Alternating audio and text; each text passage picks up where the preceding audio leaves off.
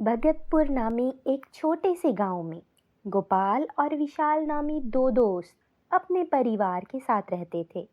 दोनों ही दोस्त साथ में व्यापार करते और खूब पैसा कमाते थे। विशाल के परिवार में उसकी पत्नी निर्मला, बेटी तमन्ना और एक बेटा सोनू होते हैं। और गोपाल के परिवार में उसकी पत्नी सरस्वती और एक बेटा अजय होता है। निर्मला और उसकी बेटी बहुत सुंदर होते हैं और सरस्वती उनके मुकाबले में सांवली होती है, इसलिए वो हमेशा उनकी सुंदरता से जलती रहती है। विशाल एक दिन गोपाल से कहता है, भाई गोपाल, मैं चाहता हूँ कि तमन्ना की शादी अजय से करके हम अपनी सालों की दोस्ती को रिश्तेदारी में बदल दें। इस तरह हम दोनों का साथ जीवन भर बना रहेगा। गोपाल वादा करता है कि तमन्ना मेरी ही बहू बनेगी।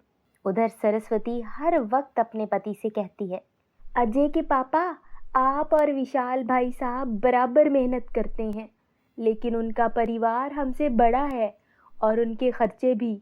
उनकी पत्नी और बेटी रोज़ रोज़ शॉपिंग करते हैं और नए नए कपड़े पहनते हैं। वो सारे पैसे खर्च करते जा रहे हैं। इस तरह तो हम लोग जल्दी गरीब हो जाएंगे। सरस्वती अपने पति और इकलौते बेटे अजय के साथ घर छोड़ दूसरी जगह चली जाती है और इस तरह उन दोनों का सालों पुराना साथ छूट जाता है। विशाल ये सदमा बर्दाश्त ना करते हुए बीमार पड़ जाता है और कुछ ही दिनों में उसकी मृत्यु हो जाती है। उसके साथ ही उनका सारा व्यापार भी ख़त्म हो जाता है और वो लोग बहुत ही गरीब हो जाते हैं।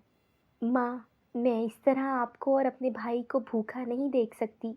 मैंने सोच लिया है कि पापा की बड़ी बेटी होने के नाते मैं ही आप सबका ख्याल रखूँगी और बचे कुचे जो भी पैसे उनके पास होते हैं वो उनसे कुछ सामान खरीद कर चना चाट बेचने लगती है, तो घर का चूल्हा जलता है और छोटे भाई की पढ़ाई चलती है।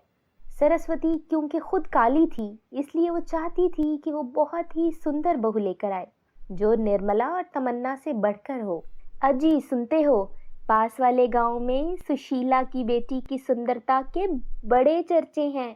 सुना है कि पूरे 7 गांव में उस जैसी सुंदर लड़की किसी भी घर में नहीं है। मुझे अपने अजय के लिए इसी लड़की का रिश्ता चाहिए जो तमन्ना से ज़्यादा खूबसूरत हो।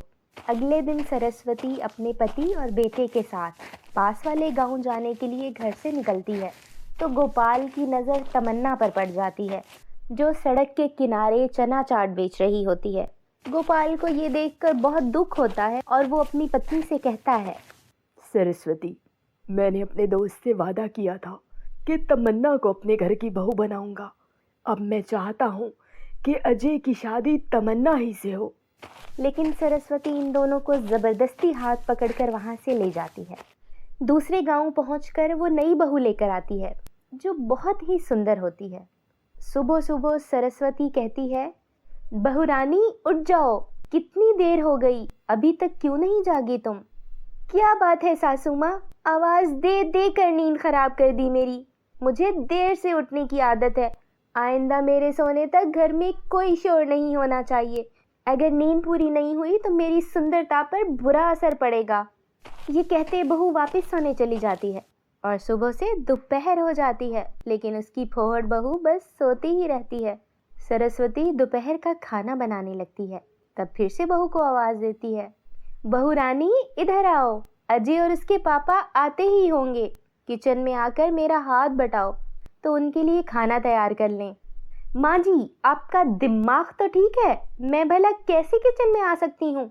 देखती नहीं मेरा चेहरा चांद जैसा सफ़ेद चेहरा है। क्या मैं यहाँ इसे ऐसे चूल्हे चौके पर जलाने आई हूँ? अगर मेरा रंग भी आपकी तरह काला पड़ गया तो? सरस्वती ये सुनकर बहुत दुखी हो जाती है और उसकी आंखों में आंसू आ जाते हैं। उसे अपने फैसले पर बहुत अफसोस होता है। वो अपने बेटे से कुछ कहती है तो अब तो उसका बेटा भी अपनी बीवी का ही साथ देता है और बाप के मरने के बाद सारी दौलत हथियाकर सरस्वती को घर से बाहर निकाल देता है। हे ऊपर वाले, मुझे माफ़ कर दे, मुझसे बड़ी भूल हो गई जो मैं तमन्ना जैसी होनहार लड़की को छोड़कर सुंदरता के चक्कर में ये कामचोर बहू ले आई। मुझे तमन्ना से माफ़ी मांगनी होगी, तभी मेरे पाप धुल सकेंगे। ये कहते सरस्वती तमन्ना के घर चली आती है, जहाँ तमन्ना अपनी माँ से कह रही होती है, माँ, आज भी चना चाट ना के बराबर बिकी है। दिन ब दिन नुकसान ही हो रहा है। जो भी खरीदता है थू थू करके वापस कर देता है। अब तो सारा सामान भी ख़त्म हो गया है और इतने पैसे भी नहीं बचे जिनसे कुछ और बेच सकूं। तमन्ना बेटी, मुझे माफ़ कर दो। मैंने तुम लोगों से अपने परिवार को जुदा किया, तुमसे अपने बेटे का रिश्ता तोड़ा, लेकिन उसकी सज़ा मुझे मिल चुकी है। ना तो मेरे पति रहे और ना ही घर। बहू और बेटे ने मुझे निकाल दिया। अब मेरे पास कोई ठिकाना नहीं है। मैं दर दर की ठोकरें खाती फिर रही हूँ। अरे आंटी, जो हुआ आप उसे भूल जाएं। हमारी जो किस्मत में लिखा था वो तो होकर ही रहना था। इसमें आपका कोई दोष नहीं और अब कोई चिंता करने की ज़रूरत नहीं। हमारा घर भी तो आपका है। आप जब तक चाहें यहाँ रह सकते हैं। जो भी खाने लायक घर में होता है, तमन्ना की माँ निर्मला वो लेकर आ जाती है और सब मिलकर खाते हैं। रात होती है तो सब सो जाते हैं, लेकिन तमन्ना को नींद नहीं आती और वो सोच रही होती है कि अगर कल भी चना चाट ना बिकी तो उसका परिवार भूखा मर जाएगा। ये सोचते सोचते रात भी बीत जाती है। जैसे ही सुबह होती है तो तमन्ना से माँ कहती है, तमन्ना बेटी, आज तो चना चाट बनाने के लिए बहुत ही थोड़ी सी सामग्री बची है। तुम ये लेकर जाओ और कुछ पैसे लेकर आना ताकि खाने का कुछ बंदोबस्त हो सके। तमन्ना बहुत ही चिंतित होने लगती है कि अगर आज भी हर रोज़ की तरह बिक्री ना हुई तो माँ को क्या जवाब दूंगी। वो बहुत ही मजबूर होकर इसी उम्मीद पर घर से निकलती है कि शायद आज कुछ ना कुछ पैसे मिल जाएं। लेकिन सब कुछ उसकी उम्मीद के उल्ट हो जाता है। जो भी ग्राहक आता है वो बोलता है, लड़की, पागल हो गई हो क्या? इतनी गंदी चना चाट खिलाकर मुंह का स्वाद ही बिगाड़ दिया। ये लो अपनी चना चाट और इधर लाओ मेरे पैसे। लेकिन अंकल, अब तो ये चना चाट आपकी झूठी हो गई। मैं ये वापस कैसे ले सकती हूँ? इस तरह तो मेरा नुकसान हो जाएगा। मेरे घर वाले भूखे हैं, मुझे उनके लिए भोजन का बंदोबस्त करना है। पैसे तो तुझे देने ही पड़ेंगे और इतनी गंदी चना चाट हमें खिलाकर तुम्हें अपने घर वालों के लिए भोजन का बंदोबस्त करना है, तो यही अपनी गंदी चना चाट उन्हें खिला दे। भोजन की क्या ज़रूरत है? हमें अपने पैसे वापस करो। इस तरह बहुत सारे ग्राहक उसकी चना चाट वापस करके अपने पैसे ले जाते हैं और आखिर में तमन्ना के पास ना तो पैसे बचते हैं और ना ही चना चाट। वो खाली हाथ घर लौटती है, लेकिन अपने परिवार की चिंता करते रो रो कर वो रास्ता भटक जाती है। घर की बजाय वो एक घने जंगल में आ निकलती है, जहाँ काफ़ी देर रो लेने के बाद वो चुप करती है तो उसे पता चलता है, हे ऊपर वाले, ये मैं कहाँ आ गई? ये तो बहुत ही वीरान जंगल है। अब मैं अपने घर कैसे पहुँचूँगी? वो ज़ोर ज़ोर से रोने लगती है। तभी जंगल के बीचों बीच एक परी प्रकट होती है, जो तमन्ना को रोता देखकर पूछती है, लड़की, कौन हो तुम और यहाँ कैसे आई? जानती नहीं कि ये जंगल जादूगर का इलाका है। यहाँ पर जो भी आ जाए वो जिंदगी भर वापस नहीं जा सकता।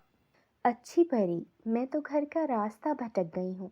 मेरे परिवार में सब भूखे पेट मेरी राह तकते होंगे और पैसे ना मिलने की वजह से मैं रोते रोते कब यहाँ पहुँच गई मुझे पता ही नहीं चला। अच्छा, तुम चिंता ना करो।